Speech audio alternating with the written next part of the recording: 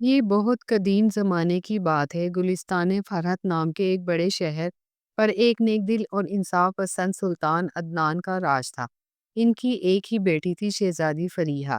وہ سلطان اور ملکہ دونوں کی آنکھوں کا تارا تھی۔ سلطان اسے ایک پل کے لیے بھی اپنی نظروں سے دور نہیں ہونے دیتے تھے اور ملکہ اس کی ایک جھلک پر جیتی تھی۔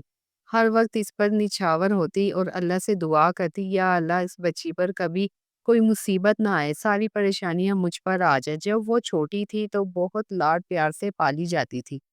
وہ محل کے شاہی تخت کے پاس کھیلا کرتی تھی۔ سلطان دربار بھی لگاتے اور بیٹی کے ساتھ کھیلتے اور دل بہلاتے تھے۔ جب اللہ نے اسے بڑا کیا تو سلطان نے اسے لڑکوں کے کپڑے پہنا کر اپنے ساتھ شکار پر لے جانا شروع کر دیا۔ وہ اس کی پرچھائی کی طرح اس کے ساتھ رہتے اور ہمیشہ اپنی نظروں کے سامنے رکھتے۔ ایک دن سلطان کا جی جنگل میں شکار کرنے کو ہوا۔ شاہی تیاری فوراً ہو گئی۔ گھوڑوں پر سوار ہو کر سلطان اپنے وزیر کے ساتھ جنگل میں جا پہنچے۔ ایک چٹان پر ایک کالا ہرن دکھائی دیا۔ گھوڑے کی آہٹ سن کر اس نے گردن اٹھائی اور کودتا ہوا وہاں سے بھاگ گیا۔ سلطان اور شہزادی کو وہ ہرن بہت پسند آیا۔ دونوں نے اس ہرن کے پیچھے اپنے گھوڑے دوڑا دیے۔ ہرن کبھی دکھتا اور کبھی پھر آنکھوں سے اوجھل ہو جاتا، بس ایک جھلک دیتا اور غائب ہو جاتا۔ وہ گھوڑے دوڑائے جا رہے تھے کہ اچانک ایک کالی آندھی اٹھی اور چاروں طرف اندھیرا چھا گیا، اتنا گہرا اندھیرا کہ ہاتھ کو ہاتھ دکھائی نہ دے۔ وہ ایک دوسرے کو آواز دیتے ہوئے اللہ پر بھروسہ کر کے آگے بڑھتے رہے۔ تھوڑی دیر بعد اندھیرا ہٹا اور ہلکی ہلکی روشنی پھیلنے لگی۔ انہوں نے دیکھا کہ وہ ایک بہت بڑے دروازے کے سامنے کھڑے ہیں اور وہی ہرن سامنے کھڑا ہے۔ انہیں دیکھ کر وہ چھلانگ لگا کر دروازے کے اندر چلا گیا۔ شہزادی نے گھوڑا تیز کیا اور ہرن کے پیچھے چلی گئی۔ پیچھے پیچھے سلطان بھی آ گئے۔ اتنے میں گرج کی آواز سنائی دی اور دروازہ اچانک بند ہو گیا۔ اب سلطان دروازے کے باہر اور بیٹی اندر۔ سلطان نے دروازہ کھولنے کی پوری کوشش کی لیکن وہ لوہے کا تھا، ٹس سے مس نہ ہوا۔ شہزادی اندر سے کھولنے کی کوشش کر رہی تھی لیکن کوئی کنڈی یا چٹکنی نہیں تھی۔ چاروں اور گھوم کر دیکھا تو آسمان تک اونچی اونچی دیواریں تھی۔ شام ہونے لگی، سورج ڈوب رہا تھا۔ شہزادی نے کہا، اب والد محترم، یہ ملک کا معاملہ ہے، اگر آپ کو لوٹنے میں دیر ہو گئی تو کئی طرح کے خطرے ہو سکتے ہیں۔ میری بات مانیے، مجھے اللہ کے حوالے کیجیے اور گھر جائیے، امی پریشان ہوں گے۔ سلطان نے دکھی ہو کر کہا، میں اکیلا جا کر تیری امی کو کیا منہ دکھاؤں گا؟ اگر انہوں نے پوچھا تو کیا بتاؤں گا؟ شہزادی بولی، آپ پورے نگر کے ولی ہیں، آپ کے سوا ان کا کوئی سہارا نہیں۔ امی ہماری جدائی کیسے برداشت کرے گی؟ آپ جائیے، انہیں دلاسا دیجیے اور مملکت کے کام سنبھالیے، مجھے اللہ کے بھروسے چھوڑ دیجیے۔ سلطان بیٹی کی بات سن کر دل بھاری ہوتے ہوئے بھی وہاں سے لوٹ پڑے۔ ان کی آنکھوں سے آنسو جھلک رہے تھے۔ ادھر وزیر اور باقی لوگ سلطان اور شہزادی کو تلاشتے تلاشتے تھک چکے تھے۔ وہ سوچ رہے تھے کہ رات یہی بتائیں یا نگر لوٹ جائیں۔ تبھی دور سے سلطان کی صورت دکھائی دی۔ ان کی جان میں جان آئی۔ جیسے ہی پاس پہنچے انہوں نے دیکھا کہ سلطان اکیلے ہیں۔ سب نے پوچھا، حضور شہزادی کہاں ہے؟ یہ سنتے ہی سلطان کی آنکھوں سے آنسو نکل پڑے۔ انہوں نے کہا، ساری عمر کی کمائی کھو آیا ہوں، اب میں رونے اور ماتم کرنے کے لیے ہی زندہ ہوں۔ پھر سلطان نے جادوئی دروازے کا سارا حال سنایا اور محل کی طرف لوٹ گئے۔ محل میں یہ خبر پہنچتے ہی ماتم مچ گیا۔ اب دیکھیے اندر شہزادی پر کیا بیت رہی تھی۔ والد کو سمجھا بجھا کر رخصت تو کر دیا لیکن جو اس کے دل پر بیت رہی تھی وہ اللہ دشمن پر بھی نہ کرے۔ نازوں سے پلی ہوئی شہزادی اکیلی اس ویران محل کے باغ میں کھڑی تھی۔ وہ تھر تھر کانپ رہی تھی اور ادھر رات سر پر چڑھی تھی۔ اس کے قدم اٹھ نہیں رہے تھے اور ڈر کے مارے سانس اٹکی ہوئی تھی۔ ذرا سی آہٹ پر وہ چونک پڑتی، مگر انسان جیسی بھی حالت میں ہو وہ جیسے تیسے سنبھالتا ہے۔ بسم اللہ کہہ کر وہ آگے بڑھی اور سنگ مرمر کی بالہ دری چھوٹے محل والی عمارت دکھائی دی۔ اس نے اللہ کا شکر ادا کیا کہ کم سے کم سر پر چھت تو ہے۔ بالہ دری کے اندر گھسی تو راستہ سجا ہوا اور صاف ستھرا ملا۔ اس نے دل میں سوچا، یا اللہ، یہ کیسا جادو ہے؟ نہ کوئی آدمی ہے، نہ کوئی آواز اور نہ سامان، سب کرینے سے رکھا ہوا ہے۔ ایک جگہ پہنچی تو ایک پلنگ پر ایک نوجوان پڑا دکھائی دیا۔ وہ سہم کر رکے، اس کا کلیجہ زور زور سے دھڑکنے لگا۔ عورت ذات اکیلی جگہ، اکیلا مرد۔ وہ ٹھٹک کر کھڑی ہو گئی اور سوچنے لگی کہ کیا کروں۔ پھر ہمت کر کے دھیرے دھیرے دبے پاؤں آگے بڑھی۔ قریب پہنچی تو دیکھا کہ وہ نوجوان جیسے پڑا تھا ویسا ہی بے جان اور بغیر ہلے جلے پڑا ہے، کوئی حرکت تک نہیں۔ اس نے سوچا یہ مردہ ہے یا زندہ؟ دل بڑا کر کے شہزادی اور پاس کی غور سے دیکھا تو معلوم ہوا کہ وہ خوبصورت نوجوان زندہ ہے، لیکن کسی عجیب جادو میں بندھا ہے۔ اس کے پورے جسم میں باریک سنہری سوئیاں چبھی ہوئی تھی سر سے پاؤں تک۔ یہ دیکھ کر شہزادی اپنا غم بھول گئی اور اس مصیبت میں پھنسے نوجوان پر ترس کھا گئی۔ اس کی آنکھوں سے ٹپ ٹپ آنسو گرنے لگے۔ وہ اس کے پاس جا کر بیٹھ گئی اور دل میں سوچا دنیا میں لوگ کیسی کیسی مصیبتوں میں پھنسے ہیں۔ جب اندھیرا ہو گیا تو اس نے ایک موم بتی جلائی اور اس نوجوان کے سرانے بیٹھ گئی۔ اس نے سوچا خالی بیٹھنے سے اچھا ہے اس کے جسم سے سوئیاں ہی نکال دوں، کیا پتا اللہ اسے زندہ کر دے۔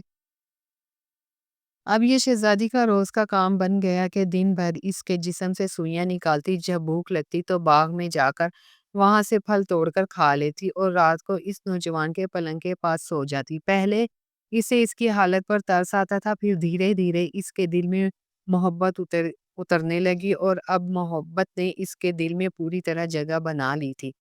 وہ اس نوجوان کو پسند کرنے لگی تھی۔ ایک دن شہزادی بیٹھی ہی اس کے جسم سے سوئیاں نکال رہی تھی کہ اسے باغ کے باہر سے کسی انسان کی آواز سنائی دی۔ اس نے جھٹ سے چھت پر چڑھ کر نیچے دیکھا تو ایک عورت مالا بیچ رہی تھی۔ شہزادی نے اسے آواز دی اور دیوار کے نیچے بلا لیا، اوپر سے ایک رسی ڈال کر اسے اوپر کھینچ دیا۔ اس وقت سے شہزادی سوئیاں نکالنے میں اتنی مگن تھی کہ اسے اپنے بالوں اور کپڑوں کا کوئی ہوش نہیں تھا۔ اس کے ہاتھ سے اب تک سارے جسم کی سوئیاں نکل چکی تھی، بس نوجوان کی آنکھوں کی سوئیاں رہ گئی تھی۔ اس نے سوچا اگر یہ سوئیاں نکال دوں تو ہو سکتا ہے اس پر کیا گیا جادو ٹوٹ جائے اور یہ پھر سے زندہ ہو جائے۔ پھر دل میں آیا جب یہ آنکھیں کھول کر مجھے دیکھے گا تو کیا سوچے گا، بہتر ہے کہ پہلے نہا دھو لوں، اچھے کپڑے پہن لوں، پھر اس کی آنکھوں کی سوئیاں نکالوں۔ یہ سوچ کر اس نے اس عورت کو جسے اس نے مالا بیچتے دیکھا تھا وہ نہانے چلی گئی۔ اس نے اس عورت کو ہدایت دی اس شہزادے کے اوپر سے مکھیاں اڑاتی رہنا، میں تھوڑی دیر میں آتی ہوں۔ لیکن ادھر چالاک اور دھوکے باز عورت بیٹھی بیٹھی آخری سوئیاں جو آنکھوں میں تھی نکالنے لگی۔ جب آخری سوئی نکل گئی تو ایک عجیب چمتکار ہوا۔ نوجوان بولتا ہوا اٹھ بیٹھا۔ اپنے سامنے اس عورت کو دیکھ کر اس نے آگے بڑھ کر اس کے پیر پکڑ لی اور کہا تم نے میری جان بچائی ہے، تم نے مجھے اس جادو سے آزاد کیا ہے، میں ساری زندگی تمہارا یہ احسان نہیں بھولوں گا۔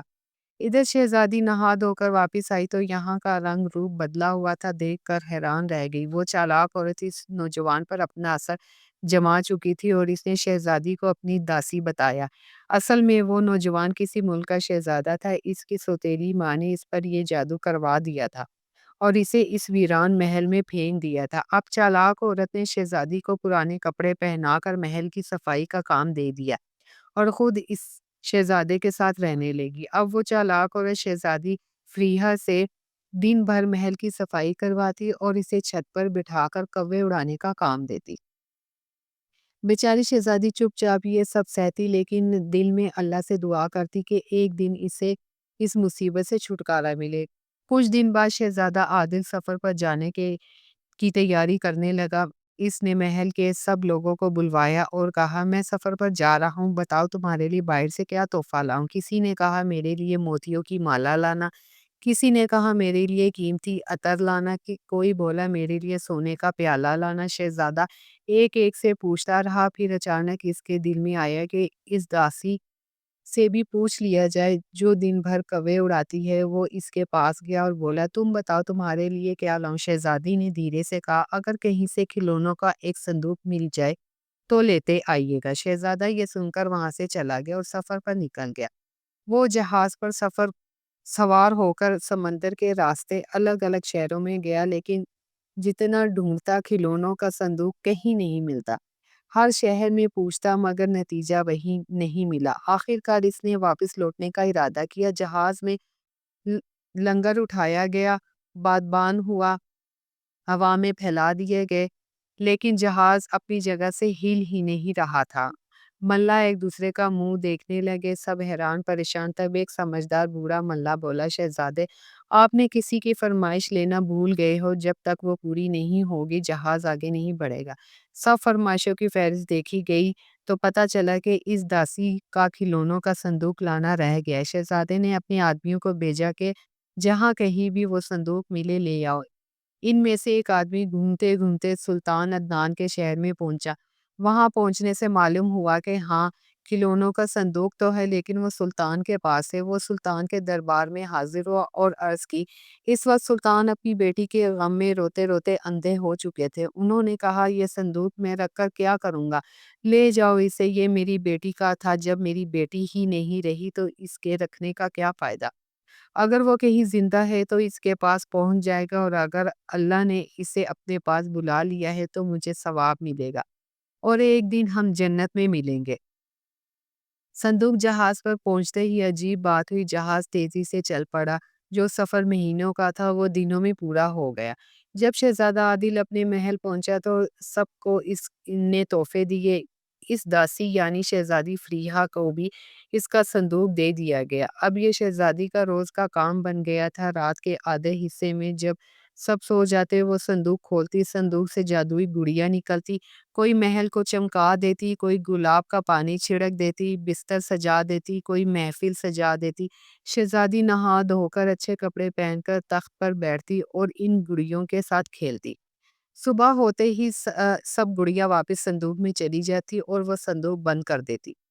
ایک رات شہزادہ عادل کی آنکھ کھل گئی۔ اس نے دیکھا کہ محل کے پاس والے جنگل میں روشنی پھیلی ہے اور خوشبو آ رہی۔ اس نے سوچا، یہ روشنی کا محل جیسا نظارہ ہے یا پریوں کا محفل؟ وہ دھیرے دھیرے وہاں پہنچا اور ایک پیڑ کے پیچھے چھپ کر سب دیکھنے لگا۔ اس نے اپنی آنکھوں سے دیکھا، گڑیا محل سجا رہی ہے۔ محفل میں شہزادی تخت پر بیٹھی ہے جیسے کوئی اصلی رانی ہو۔ صبح جب شہزادی صندوق بند کرنے لگی تو گڑیا روز کی طرح بولی، جو رانی تھی وہ داسی بنی، جو داسی تھی وہ رانی بنی۔ شہزادے کو سارا سچ سمجھ آ گیا۔ صبح ہوتے ہی سے شہزادی کو روکا اور کہا، ڈرو مت، مجھے سارا معاملہ بتاؤ۔ بیچاری شہزادی نے شروع سے لے کر آخر تک سب سنایا۔ شہزادے نے سن کر غصے میں اس چالاک عورت کو بلوایا اور حکم دیا کہ اسے آدھا زمین میں گاڑ کر تیروں سے چھید دیا جائے۔ سزا فوراً دے دی گئی۔ اس کے بعد شہزادہ شہزادی کو لے کر سلطان عدنان کے محل آیا۔ اللہ کے کرم سے سلطان کی آنکھوں کی روشنی واپس آ گئی۔ باپ بیٹی ایک دوسرے سے لپٹ کر رہے اور پھر پوری ریاست میں خوشیاں منائی گئی۔ کچھ دنوں بعد شہزادہ عادل اور شہزادی فریحہ کا شاہی نکاح ہوا اور دونوں ہمیشہ کے لیے خوشی خوشی رہنے لگے۔